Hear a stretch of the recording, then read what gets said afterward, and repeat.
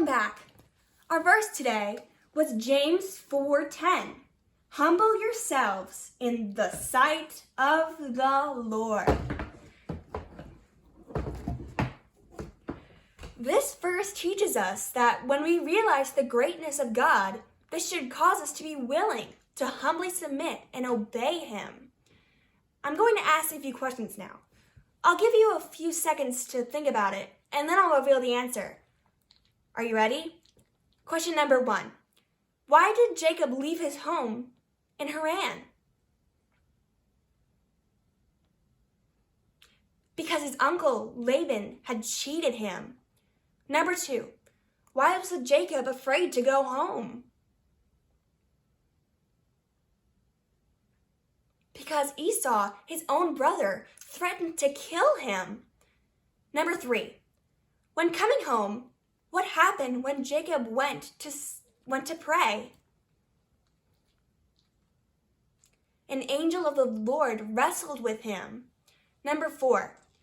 How was Jacob injured when he wrestled with the angel of the Lord? His thigh was injured. Number 5. What new name did the angel give to Jacob?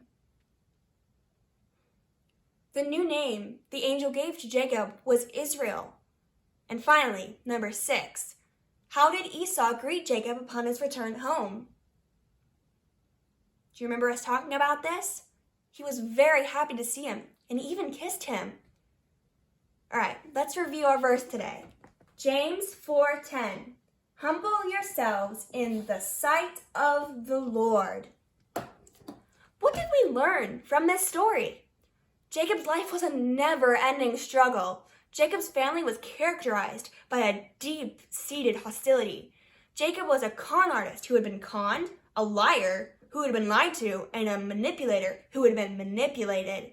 In many ways, he lived up to his name, deceiver. Number 1. Even though Jacob had sinned, God still sought him and promised to be with him, giving him a special promise to his family after him. Number 2. Jacob knew where his blessings came from and clung to the God who gave him the promises. And finally, number 3, this faith pleased God. It says in Proverbs 16:7, when a man's ways please the Lord, he maketh even his enemies to be at peace with him. When Esau came to meet his brother, there was a peace between them. All right, I hope to see you next week.